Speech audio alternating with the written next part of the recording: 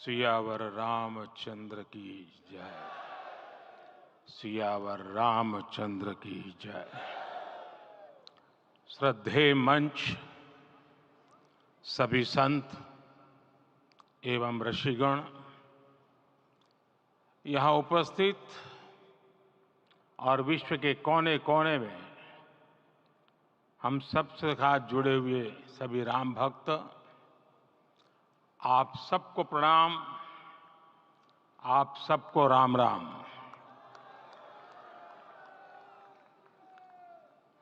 आज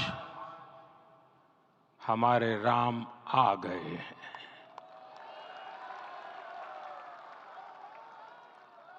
सदियों की प्रतीक्षा के बाद हमारे राम आ गए हैं।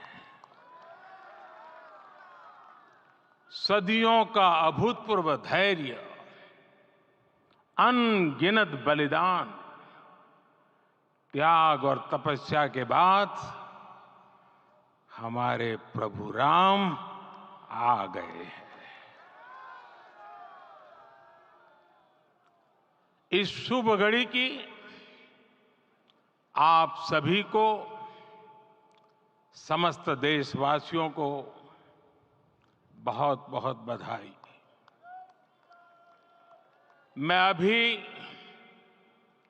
गर्भगृह में ईश्वरीय चेतना का साक्षी बनकर आपके सामने उपस्थित हुआ हूं। कितना कुछ कहने को है, लेकिन कंठ अवरुद्ध है। मेरा शरीर अभी भी स्पंदित है, चित्त अभी भी उस पल में लीन है।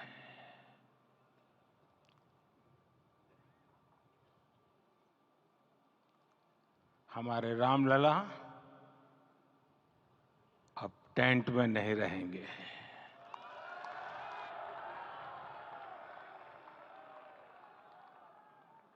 हमारे रामलला अब इस दिव्य मंदिर में रहेंगे। मेरा पक्का विश्वास है, अपार श्रद्धा है कि जो घटित हुआ है, इसकी अनुभूति देश के, विश्व के कोने कोने में राम भक्तों को हो रही होगी। ये क्षण अलौकिक है, ये पल पवित्रतम है। ये माहौल, ये वातावरण, ये ऊर्जा, ये घड़ी प्रभु श्री राम का हम सब पर आशीर्वाद है।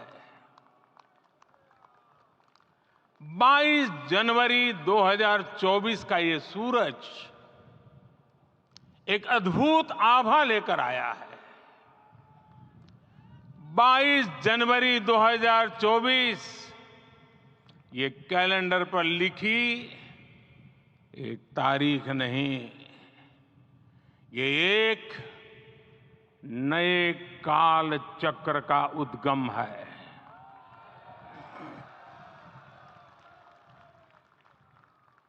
राम मंदिर के भूमि पूजन के बाद से प्रतिदिन पूरे देश में उमंग और उत्साह बढ़ता ही जा रहा था। निर्माण कार्य देख देशवासियों में हर दिन एक नया विश्वास पैदा हो रहा था। आज हमें सदियों के उस धैर्य की धरोहर मिली है। आज हमें श्री राम का मंदिर मिला है। गुलामी की मानसिकता को तोड़कर उठ खड़ा हो राष्ट्र। अतीत के हर दंश से हौसला लेता हुआ राष्ट्र ऐसे ही नव इतिहास का सृजन करता है। आज से 1000 साल बाद भी लोग आज की इस तारीख की, आज के इस पल की चर्चा करेंगे। और ये कितनी बड़ी राम कृपा है कि हम सब इस पल को जी रहे हैं, इसे साक्षात घटित होते देख रहे हैं। आज दिन दिशाएं, दिग दिगंत सब दिव्यता से परिपूर्ण है। ये समय सामान्य समय नहीं है। ये काल के चक्र पर सर्वकालिक शाही से अंकित हो रही अमिट स्मृति रेखाएं हैं। साथियों, हम सब जानते हैं कि जहां राम का काम होता है, वहां पवन पुत्र हनुमान अवश्य विराजमान होते हैं। इसलिए मैं राम भक्त हनुमान और हनुमान गढ़ी को भी प्रणाम करता हूं। मैं माता जानकी, लक्ष्मण जी, भरत, शत्रुघ्न सबको नमन करता हूं। मैं पावन अयोध्यापुरी और पावन सरयू को भी प्रणाम करता हूं। मैं इस पल दैवीय अनुभव कर रहा हूं कि जिनके आशीर्वाद से ये महान कार्य पूरा हुआ है।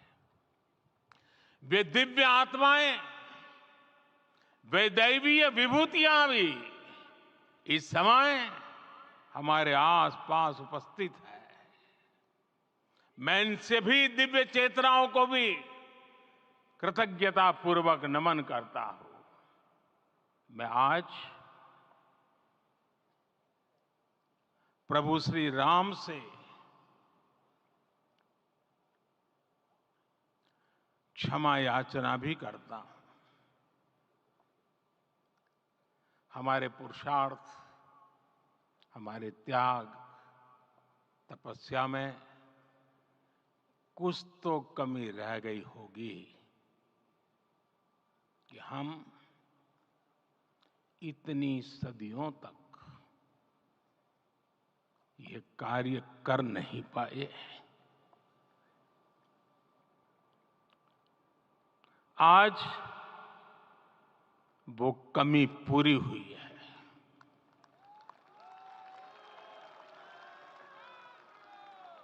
मुझे विश्वास है प्रभु राम आज हमें अवश्य क्षमा करेंगे। मेरे प्यारे देशवासियों, त्रेता में राम आगमन पर पूज्य संत तुलसीदास जी ने लिखा है, प्रभु बिलो की हर से पुरबासी, जनित वियोग विपत्ति समनासी। अर्थात प्रभु का आगमन देकर ही सब अयोध्यावासी, समग्र देशवासी हर्ष से भर गए। लंबे वियोग से जो आपत्ति आई थी, उसका अंत हो गया। उस कालखंड में तो वो वियोग केवल 14 वर्षों का था। तब भी इतना असह्य था। इस युग में तो अयोध्या और देशवासियों ने सैकड़ों वर्षों का वियोग सहा है। हमारी कई कई पीढ़ियों ने वियोग सहा है। भारत के तो संविधान में उसकी पहली प्रति में भगवान राम विराजमान है। संविधान के अस्तित्व में आने के बाद भी दशकों तक प्रभु श्री राम के अस्तित्व को लेकर कानूनी लड़ाई चली। मैं आभार व्यक्त करूंगा भारत की न्यायपालिका का, जिसने न्याय की लाज रख ली।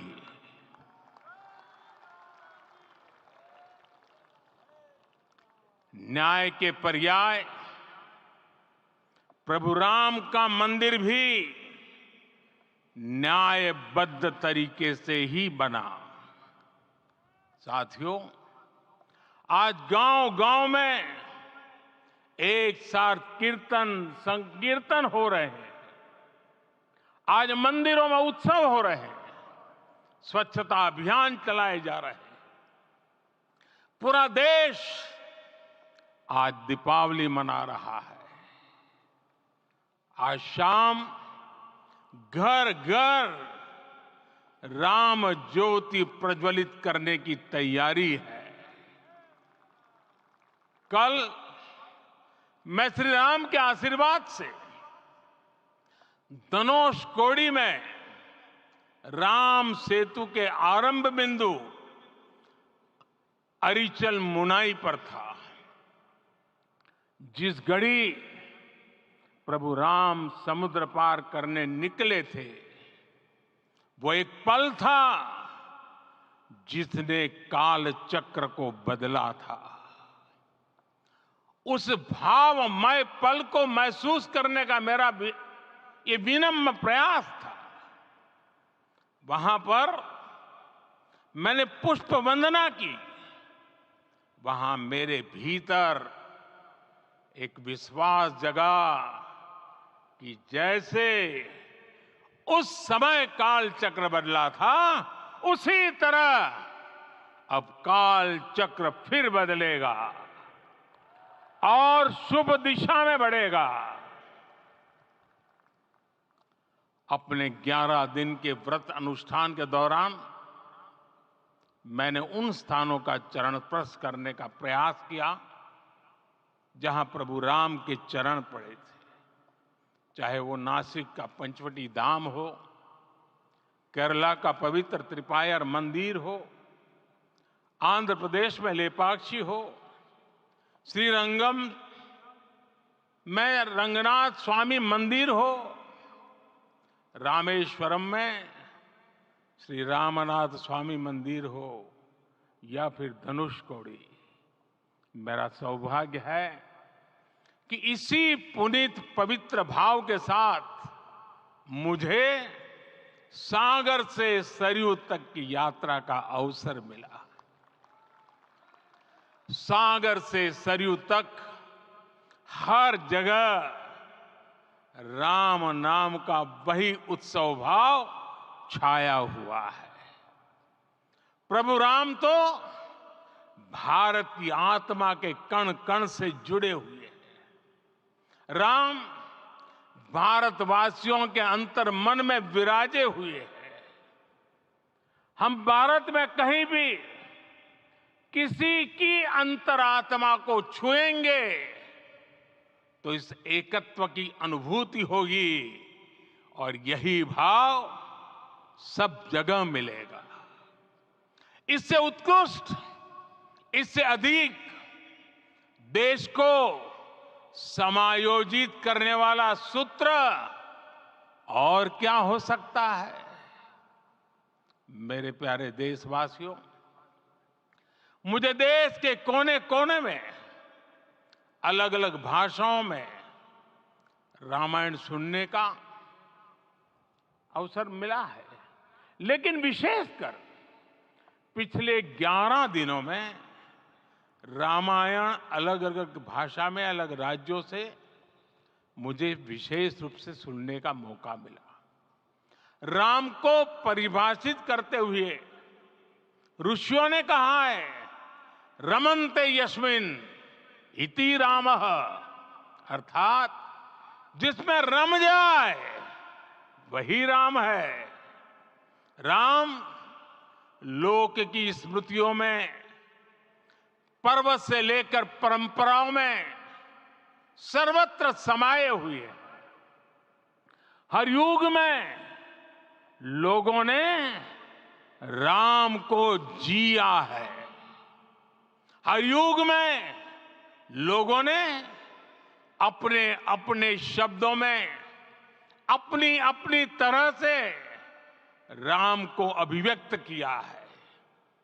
और ये राम रस जीवन प्रवाह की तरह निरंतर बहता रहता है। प्राचीन काल से भारत के हर कोने के लोग राम रस का आचमन करते रहे हैं। राम कथा असीम है और रामायण भी अनंत है। राम के आदर्श, राम के मूल्य, राम की शिक्षाएं सब जगह एक समान है। प्रिय देशवासियों, आज इस ऐतिहासिक समय में देश उन व्यक्तित्वों को भी याद कर रहा है जिनके कार्य और समर्पण की वजह से आज हम ये शुभ दिन देख रहे हैं। राम के इस काम में कितने ही लोगों ने त्याग और तपस्या की पराकाष्ठा करके दिखाई है। उन अनगिनत राम भक्तों के, उन अनगिनत कार सेवकों के और उन अनगिनत संत महात्माओं के हम सब ऋणी हैं। साथियों, आज का ये अवसर उत्सवता का क्षण तो है ही, लेकिन इसके साथ ही यह क्षण भारतीय समाज की परिपक्वता के बोध का भी क्षण है। हमारे लिए ये अवसर सिर्फ विजय का नहीं, विनय का भी है।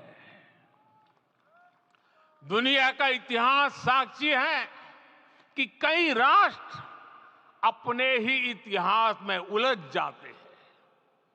ऐसे देशों ने जब भी अपने इतिहास की उलझी हुई गांठों को खोलने का प्रयास किया, उन्हें सफलता पाने में बहुत कठिनाई आई। बल्कि कई बार तो पहले से ज्यादा मुश्किल परिस्थितियां बन गई। लेकिन हमारे देश ने इतिहास की इस गांठ को जिस गंभीरता और भावुकता के साथ खोला है, वो ये बताती है कि हमारा भविष्य हमारे अतीत से बहुत सुंदर होने जा रहा है। वो भी एक समय था जब कुछ लोग कहते थे कि राम मंदिर बना तो आग लग जाएगी। ऐसे लोग भारत के सामाजिक भाव की पवित्रता को नहीं जान पाए। रामलला के इस मंदिर का निर्माण भारतीय समाज के शांति, धैर्य, आपसी सद्भाव और समन्वय का भी प्रतीक है। हम देख रहे हैं ये निर्माण किसी आग को नहीं, बल्कि ऊर्जा को जन्म दे रहा है। राम मंदिर समाज के हर वर्ग को एक उज्जवल भविष्य के पथ पर बढ़ने की प्रेरणा लेकर आया है। मैं आज उन लोगों से आह्वान करूंगा, आइए आप महसूस कीजिए, अपनी सोच पर पुनर्विचार कीजिए। राम आग नहीं है, राम ऊर्जा है। राम विवाद नहीं, राम समाधान है। राम सिर्फ हमारे नहीं है, राम तो सबके हैं। राम वर्तमान नहीं, सिर्फ वर्तमान ही नहीं, राम अनंत काल है। साथियों, आज जिस तरह राम मंदिर प्राण प्रतिष्ठा के इस आयोजन से पूरा विश्व जुड़ा हुआ है, उसमें राम की सर्वव्यापकता के दर्शन हो रहे हैं। जैसा उत्सव भारत में है, वैसा ही अनेक देशों में है। आज अयोध्या का यह उत्सव रामायण की उन वैश्विक परंपराओं का भी उत्सव बना है। रामलला की ये प्रतिष्ठा वसुधैव कुटुंबकम के विचार की भी प्रतिष्ठा है। साथियों, आज अयोध्या में केवल श्री राम के विग्रह रूप की प्राण प्रतिष्ठा नहीं हुई है, ये श्री राम के रूप में साक्षात भारतीय संस्कृति के प्रति अटूट विश्वास की भी प्राण प्रतिष्ठा है। ये साक्षात मानवीय मूल्यों और सर्वोच्च आदर्शों की भी प्राण प्रतिष्ठा है।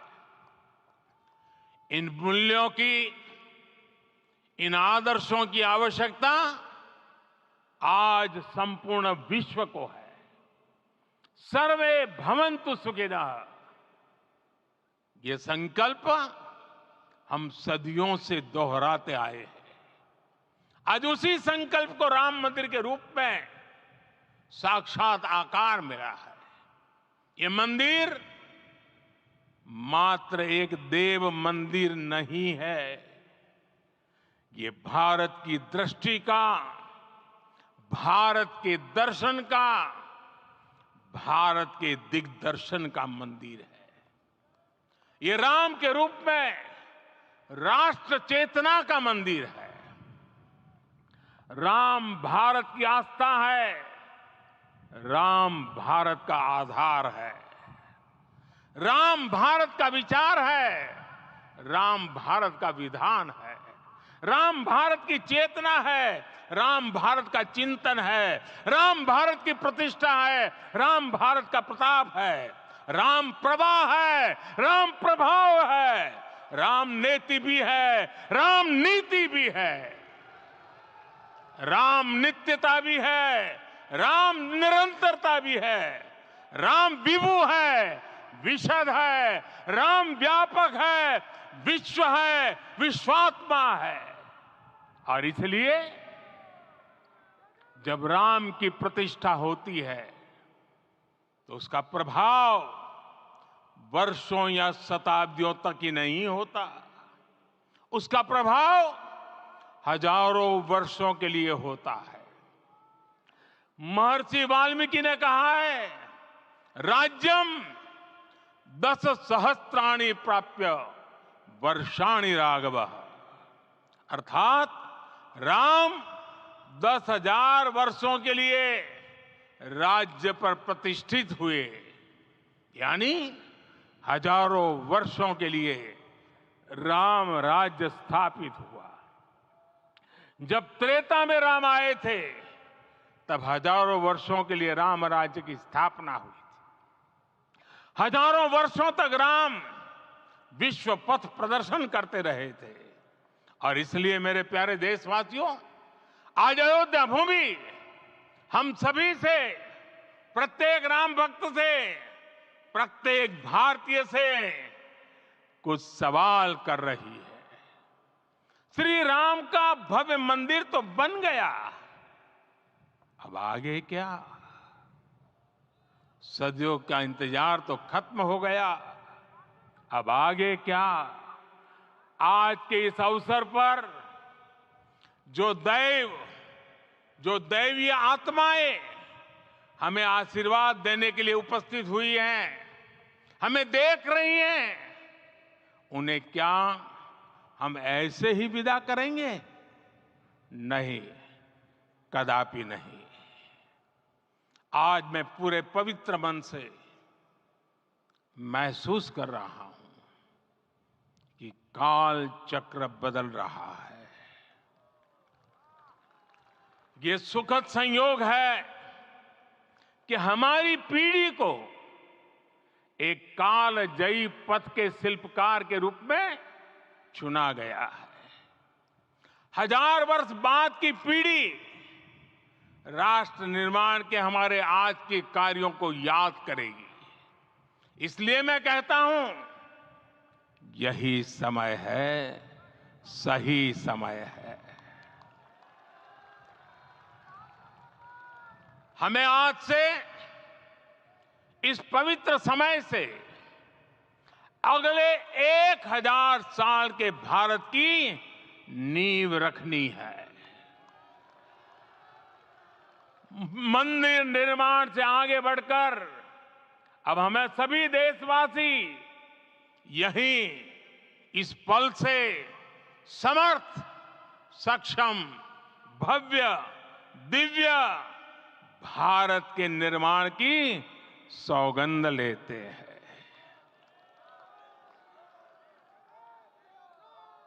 राम के विचार मानस के साथ ही जनमानस में भी हो, यही राष्ट्र निर्माण की सीढ़ी है। साथियों, आज के युग की मांग है कि हमें अपने अंतःकरण को विस्तार देना होगा। हमारी चेतना का विस्तार देव से देश तक, राम से राष्ट्र तक होना चाहिए। हनुमान जी की भक्ति, हनुमान जी की सेवा, हनुमान जी का समर्पण, ये ऐसे गुण हैं जिन्हें हमें बाहर नहीं खोजना पड़ता। प्रत्येक भारतीय में भक्ति, सेवा और समर्पण के भाव समर्थ, सक्षम, भव्य, दिव्य भारत का आधार बनेंगे।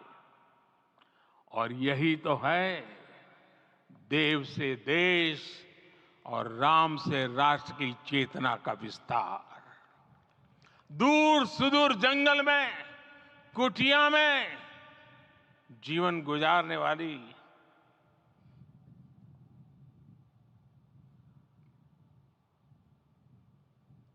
मेरी आदिवासी मां शबरी का ध्यान आते ही अप्रतिम विश्वास जागृत होता है। मां शबरी तो कब से कहती थी, राम आएंगे।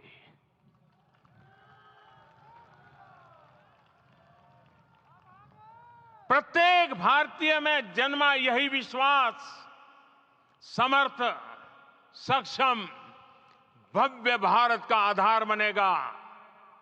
और यही तो है देव से देश और राम से राष्ट्र की चेतना का विस्तार। हम सब जानते हैं कि निषाद राज की मित्रता सभी बंधनों से परे है। निषाद राज का राम के प्रति सम्मोहन, प्रभु राम का निषाद राज के लिए अपनापन कितना मौलिक है। सब अपने हैं, सभी समान है। प्रत्येक भारतीय में अपनत्व की, बंधुत्व की ये भावना समर्थ, सक्षम, भव्य, दिव्य भारत का आधार बनेगी। और यही तो है देव से देश और राम से राष्ट्र की चेतना का विस्तार। साथियों, आज देश में निराशा के लिए रत्ती भर भी स्थान नहीं है। मैं तो बहुत सामान्य हूं, मैं तो बहुत छोटा हूं। अगर कोई ये सोचता है तो उसे गिलहरी के योगदान को याद करना चाहिए। गिलहरी का स्मरण ही हमें हमारी इस हिचक को दूर करेगा, हमें सिखाएगा कि छोटे बड़े हर प्रयास की अपनी ताकत होती है, अपना योगदान होता है। और सबके प्रयास की यही भावना समर्थ, सक्षम, भव्य, दिव्य भारत का आधार बनेगी। और यही तो देव से देश और राम से राष्ट्र की चेतना का विस्तार। साथियों, लंकापति रावण प्रकांड ज्ञानी थे, अपार शक्ति के धनी थे, लेकिन जटायु जी की मूल्य निष्ठा देखिए। वे महाबली रावण से भिड़ गए। उन्हें भी पता था कि वो रावण को परास्त नहीं कर पाएंगे, लेकिन फिर भी उन्होंने रावण को चुनौती दी। कर्तव्य की यही पराकाष्ठा समर्थ, सक्षम, भव्य, दिव्य भारत का आधार है। और यही तो है देव से देश और राम से राष्ट्र की चेतना का विस्तार। आइए हम संकल्प लें कि राष्ट्र निर्माण के लिए हम अपने जीवन का पल पल लगा देंगे।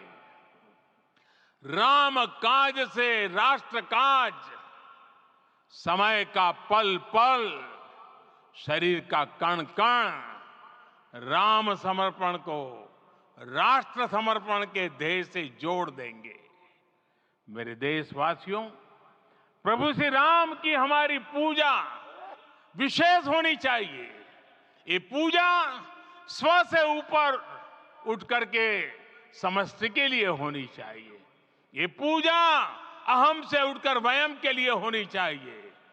प्रभु को जो भोग चढ़ेगा वो विकसित भारत के लिए हमारे परिश्रम की पराकाष्ठा का प्रसाद भी होगा।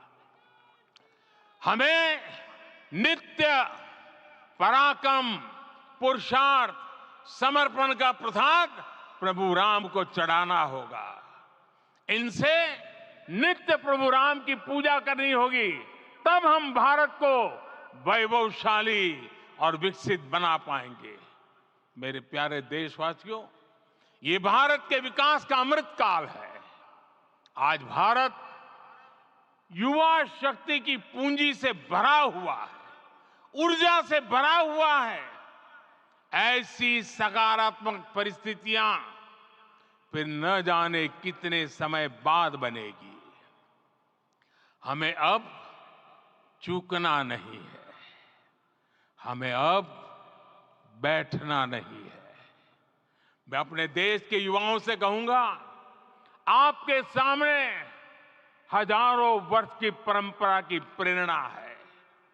आप भारत की उस पीढ़ी का प्रतिनिधित्व करते हैं जो चांद पर तिरंगा लहरा रही है। वो 15 लाख किलोमीटर की यात्रा करके सूर्य के पास जाकर मिशन आदित्य को सफल बना रही है। जो आसमान में तेजस और सागर में विक्रांत का परचम लहरा रही है। अपनी विरासत पर गर्व करते हुए आपको भारत का नव प्रभात लिखना है। परंपरा की पवित्रता और आधुनिकता की अनंतता, दोनों ही पथ पर चलते हुए भारत समृद्धि के लक्ष्य तक पहुंचेगा। मेरे साथियों, आने वाला समय अब सफलता का है। आने वाला समय अब सिद्धि का है। ये भव्य राम मंदिर साक्षी बनेगा भारत के उत्कर्ष का, भारत के उदय का। ये भव्य राम मंदिर साक्षी बनेगा भव्य भारत के अभ्युदय का, विकसित भारत का। ये मंदिर सिखाता है कि अगर लक्ष्य सत्य प्रमाणित हो, अगर लक्ष्य सामूहिकता और संगठित शक्ति से जन्मा हो, तब उस लक्ष्य को प्राप्त करना असंभव नहीं है। ये भारत का समय है और भारत अब आगे बढ़ने वाला है। शताब्दियों की प्रतीक्षा के बाद हम यहां पहुंचे हैं। हम सब ने इस युग का, इस कालखंड का इंतजार किया है।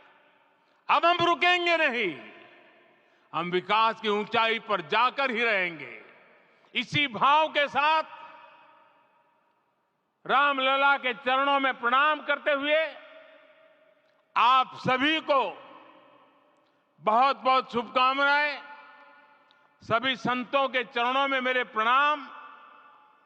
सियावर रामचंद्र की, सियावर रामचंद्र की, सियावर रामचंद्र की।